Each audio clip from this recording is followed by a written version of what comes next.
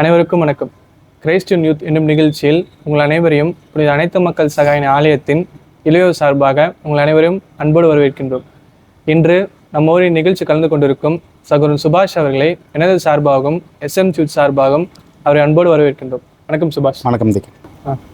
உங்களை பற்றி ஒரு சில வார்த்தைகள் சொல்லுங்கள். ஓகே, என்னோடய பேர் சுபாஷ். ஆல்ரெடி நீங்கள் சொன்ன மாதிரி தான். நான் நம்ம பாரிஸில் 4th படிக்கிறதுலேருந்து இருக்கேன். யூத்தில் பார்த்திங்கன்னா ஒரு 8 years மேலே இருக்கேன். நான் ஒர்க் பண்ணிகிட்ருக்கேன். இந்த வாரம் நம்ம திருவரை காலம் கொண்டாடணும். திருவரை காலம் ஞாயிறு கொண்டாடணும். இந்த ஞாயிறு எதை குறிக்குன்னா நம்பிக்கை ஞாயிறாக குறிக்குது. ஸோ இந்த நம்பிக்கை உங்கள் வாழ்க்கையில் இந்த விஷயம் எனக்கு கிடைச்சிரும் அப்படின்னு சொல்லிட்டு நம்பிக்கையோடு இருப்பீங்க.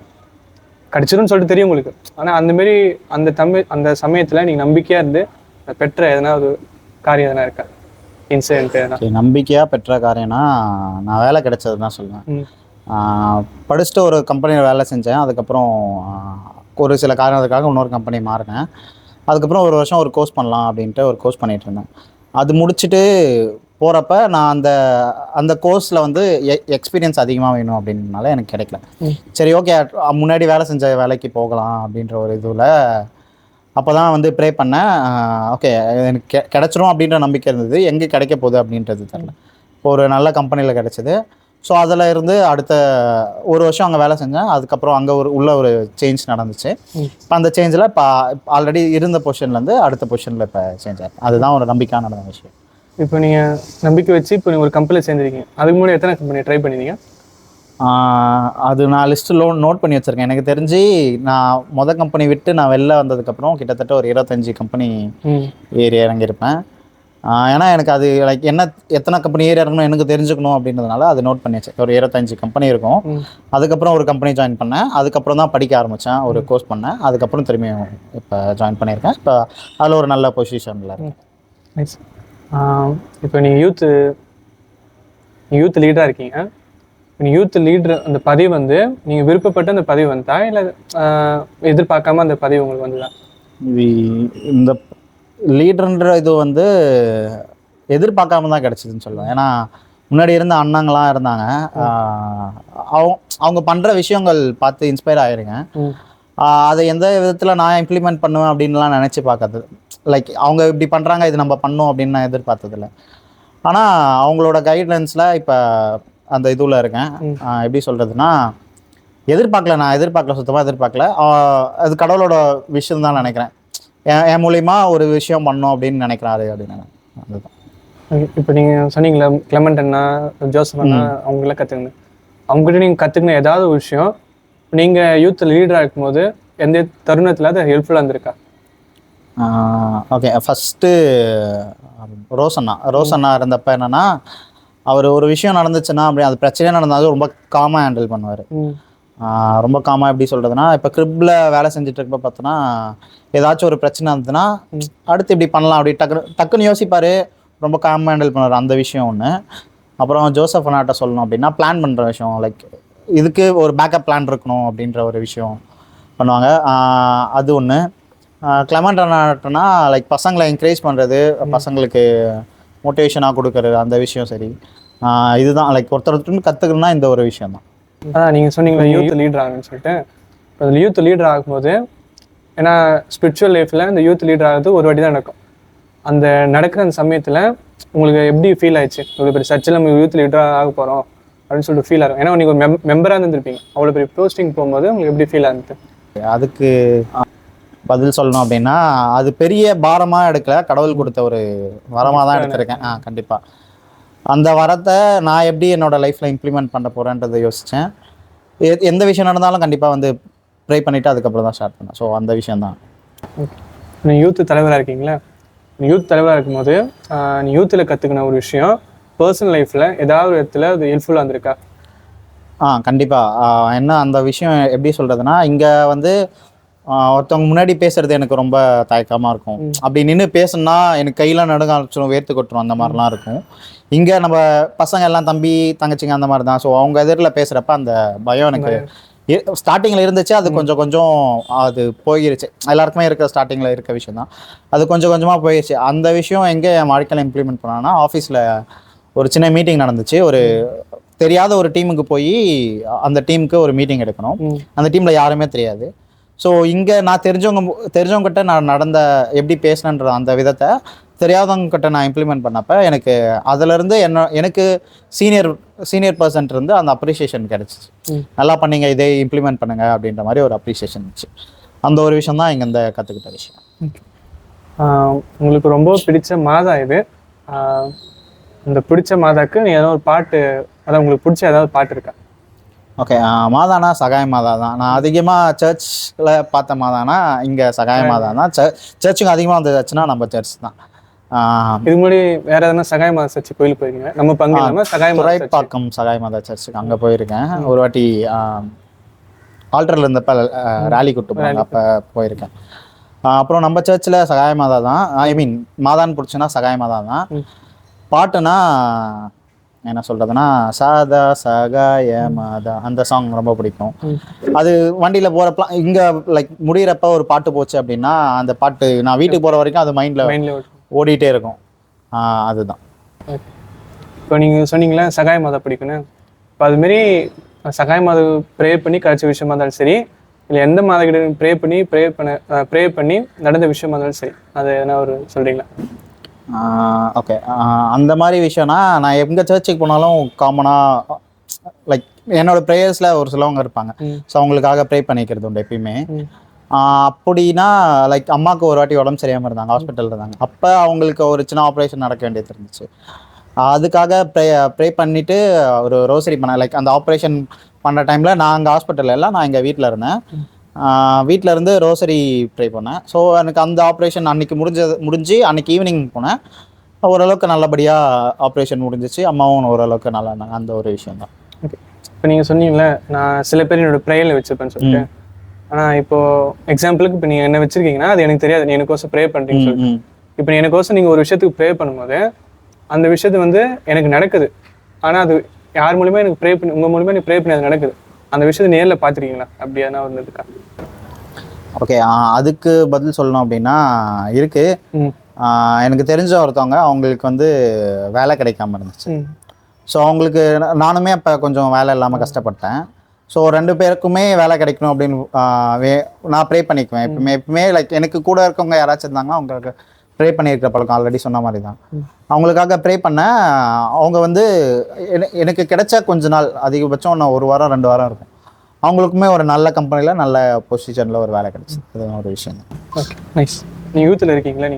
நீங்கள் யூத்தில் இருக்கும்போது யூத்தில் சேர்றதுக்கு முன்னாடி ஒரு சுபாஷம், சேர்ந்ததுக்கப்புறம் ஒரு சுபாஷன் எடுத்துருப்பாங்களே.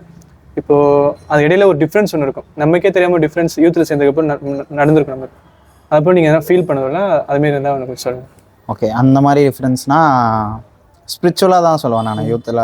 யூத்துக்கு முன்னாடி இருந்த வரைக்கும் ஸ்பிரிச்சுவலாக இருந்தேன், அந்த அளவுக்கு இல்லை அப்படின்னு தான் சொல்லுவேன். ஏன்னா எனக்கு அந்த டிஃப்ரென்ஸ் தெரியும். ஒரு சில விஷயங்கள் நம்மளுக்கு நடக்கிறப்ப அந்த விஷயம் ஸ்பிரிச்சுவலாக மாறும். நம்ம கேட்டோம் கொடுத்துட்டாங்க அப்படின்ற ஒரு விஷயந்தான்.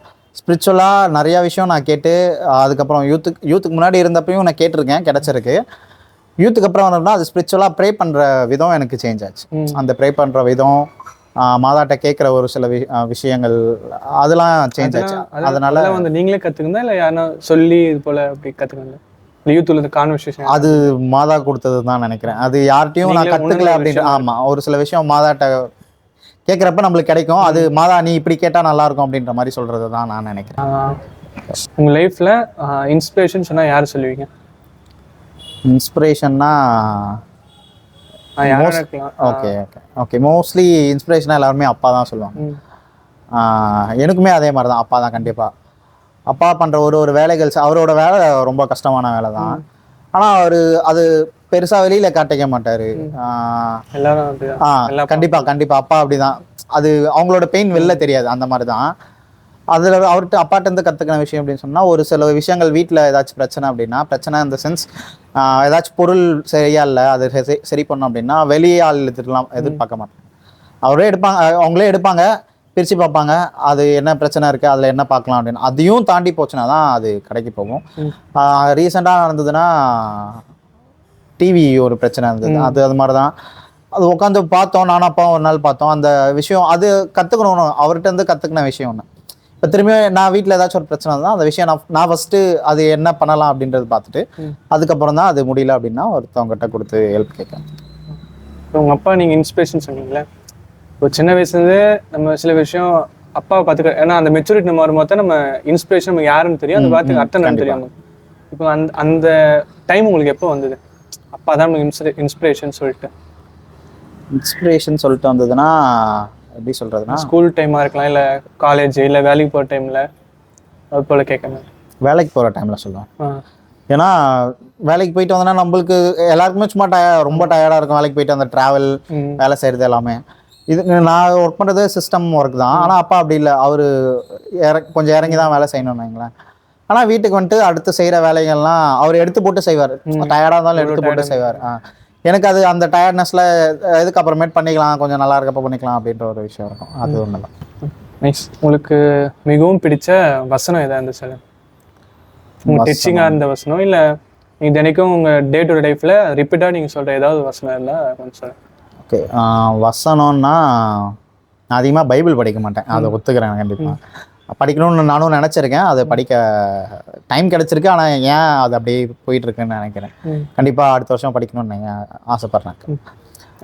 அதில் பிடிச்ச வசனம்னா லூகாஸ் ஃபாதர் இருப்ப எப்பவுமே மாஸ் முடிஞ்சதுக்கப்புறம் திருப்பாடல் 23 ஆண்டவரே நாயர் அந்த வசனம் இருக்கும். அந்த வசனம் ரொம்ப டச்சிங்கான வசனம். ரொம்ப கஷ்டமாக இருந்தால் டக்குன்னு அந்த வசனம் ஸ்ட்ரைக் ஆகுனா அந்த வசனம் தோணும். அதுதான்.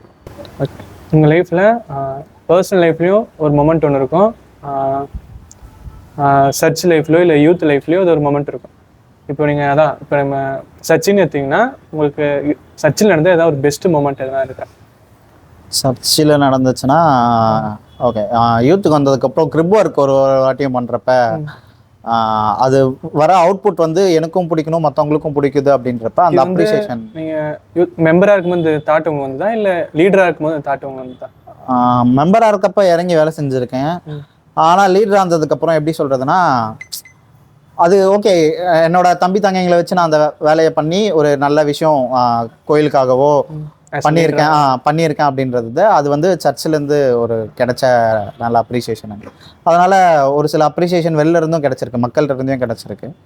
அது ஒரு விஷயம் தான், பெரிய அப்ரிசியேஷனாக சர்ச்சிலேருந்து கிடச்சதுனால தான். நெக்ஸ்ட் உங்கள் லைஃப்பில் நிறையா அன்எக்ஸ்பெக்டான நிறைய விஷயம் நடந்திருக்கும். இப்போது அதில் சில விஷயம் உங்களுக்கு நடந்திருக்கும். அந்த விஷயம் வந்து இவங்க கடவுளால் தான் நம்ம ஒரு இடத்துல டவுனாவோ இல்லை ஏதோ ஒரு சுச்சுவேஷன் இருப்போம். அந்த சமயத்தில் நம்ம ஏதோ ஒரு பர்சன் மூலியமாவோ இல்லை ஏதோ ஒரு திங்ஸ் மூலியமாவோ இந்த விஷயம் வந்து கடவுளால் தான் நடந்துச்சுன்னு சொல்லிட்டு உங்களுக்கு அந்த மாரி ஒரு ஃபீல் உங்களுக்கு வந்திருக்கா, இல்லை அந்த மாரி இன்சிடென்ட் நடந்திருக்கா? ஓகே, அந்த மாதிரினா இப்போ வீட்டு வேலை போயிட்டுருக்கு. அப்போ ஒரு பைசா ஒரு குறிப்பிட்ட அமௌண்ட் ஷார்ட்டேஜாக இருந்துச்சு. எப்பவுமே ப்ரே பண்ணுற மாதிரி தான் யூஸ்வலாக வந்து ப்ரே பண்ணேன். ஸ்டார்ட் பண்ணி ஒரு 2 மாதத்தில் எனக்கு என்ன அமௌண்ட் தேவைப்பட்டுச்சோ அந்த அமௌண்ட் எனக்கு கிடச்சிது. ஸோ அதுதான் லைக் அன்எக்ஸ்பெக்டடாக நடந்த ஒரு விஷயம்னா, ஒருத்தவங்க மூலிமா நடந்துச்சு, ஆனால் அன்எக்ஸ்பெக்டடாக நடந்த ஒரு விஷயம், ப்ரே பண்ணி கிடைச்ச ஒரு விஷயம். அதான். நெக்ஸ்ட் இந்நிகழ்ச்சியின் கடைசி கேள்வியாக, describe youth in one word. Youth in one வேர்ட்னா it's one of the turning point in my life. அதுதான் சொல்லுவேன். நைஸ். இன்று நம்முடைய நிகழ்ச்சி கலந்து கொண்டு அவர் இறையன்பை பற்றியும் வாழ்க்கை கதையை பற்றியும் நிறைய விஷயம் சகோதரர் சுபாஷ் அவர் பகிர்ந்தார். அவருக்கு நான் ஏதாவது விஷயம் சொல்லணும்னு தான் நிறைய விஷயத்தை பற்றி சொன்னார், அவர் லைஃப் ஸ்டோரி இன்சிடென்ட்ஸ் பற்றி. நான் அவருக்கு எதனா சொல்லணுன்னா, கஷ்டத்தில் இருக்கும் ஏதாவது ஒரு சுச்சுவேஷன் இருக்கும்போது கண்டிப்பாக பைபிள் படிங்க. ஏன்னா என்னோடய லைஃப்லேயும் சரி நிறைய விஷயம் நான் கஷ்டத்தில் இருக்கும்போது எனக்கு ஆறுதலாக இருந்தது அந்த பைபிள், அந்த இயேசுபா கொடுத்த அந்த வசனம் தான் எல்லாமே. அதுபோல் நீங்களும் கஷ்டம் படிங்க. கண்டிப்பாக. ஜெபமாலை சொல்ல பண்ணிங்க. நீங்கள் எங்கே போனாலும் சரி, ட்ராவல் பண்ணும்போது சரி, இல்லை ஏதாவது சுச்சுவேஷனில் நம்ம எல்லா டைம்லையும் பைபிள் கேரி பண்ண முடியாது. அந்த டைம்ல ஒரு கையில் ஒரு ரோசரி வச்சுக்கிட்டு மாதா கிட்ட ஜெபிச்சு ஜெபமாலை சொல்லுங்கள். கண்டிப்பாக. உங்களுக்கு நான் ஏதாவது ஒரு வசனம் சொல்லணுன்னா, இப்போ உங்கள் லைஃப்பில் நான் ஒரு விஷயம் கற்றுக்கினேன்னா எல்லாமே ஒரு அன்எக்ஸ்பெக்டான நடந்த மொமெண்ட்டாக தான் இருக்கும். கண்டிப்பாக. இப்போ சில சமயத்தில் ஒரு விஷயம் வேண்டி இருக்கும், அந்த வேண்டி இருப்பீங்க, அந்த விஷயம் நடக்காமல் இருக்கும், அது எனக்கு தெரியாது. ஆனால் அதுக்கு ரிலேட்டான உங்களுக்கு ஒரு பைபிள் வசனம், எஸ்ஐயா chapter 60 verses 22. when the time is the right, either Lord will make it happen. இந்த வசனத்தை வந்து நீங்கள் ஏதாவது ஒரு சுச்சுவேஷன் இருக்கும்போதோ இல்லை கஷ்டத்தில் இருக்கும்போதோ இல்லை பெற்ற காரியம் இன்னும் கிடைக்கலையே அப்படி இருக்கும் அந்த தருணத்தில் இருக்கும்போது இந்த நான் சொன்ன வசனத்தை நான் நினச்சி பாருங்கள். அப்புறம் மெடிடேட் கூட பண்ணலாம். ஜோமாவில் வச்சு உங்களுக்கு பிடிச்ச வசனம், லூகாஸ் ஃபால் சொன்ன வசனமாக சரி, இல்லை உங்களுக்கு எந்த வசனம் கனெக்ட் ஆகுதோ அந்த வசனம் நீங்கள் வச்சு ஜோமாவில் சொல்லலாம். ஒரு இன்டென்ஷன் வச்சு நீங்கள் சொல்லலாம். கண்டிப்பாக. ஓகே. இன்று நம்மோடைய நிகழ்ச்சி கலந்து கொண்ட சகோதரர் சுபாஷ் அவர்களுக்கு எனது சார்பாகவும் SMC சார்பாகவும் அவருக்கு நன்றி தெரிவித்துக் கொள்கிறோம். நன்றி சுபாஷ். அடுத்த வாரம் புதிய நபரோடும் புதிய கேள்விகளோடும் உங்கள் அனைவரும் சந்திக்கும் வரை உங்களிடமிருந்து விடை பெறுவது K. தீபக் ரோஷன் மற்றும் SMC யூத்.